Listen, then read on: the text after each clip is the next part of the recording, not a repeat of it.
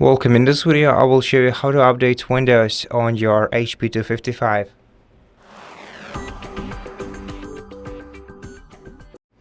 All you have to do is open the Start menu, go to Settings. Make sure in the meantime that your device is connected to the internet. In Settings, go to Windows Update on the sidebar and check for updates by clicking right here. If your Windows Updater finds any available updates, it will proceed by downloading it and downloading them and installing them on your PC, and you'll just have to wait until the updates are installed. Now, if you want to install optional updates, you can find them in Advanced Options, then Optional Updates.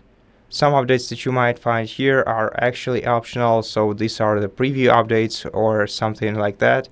But you can also find some useful driver updates for your device in the same directory.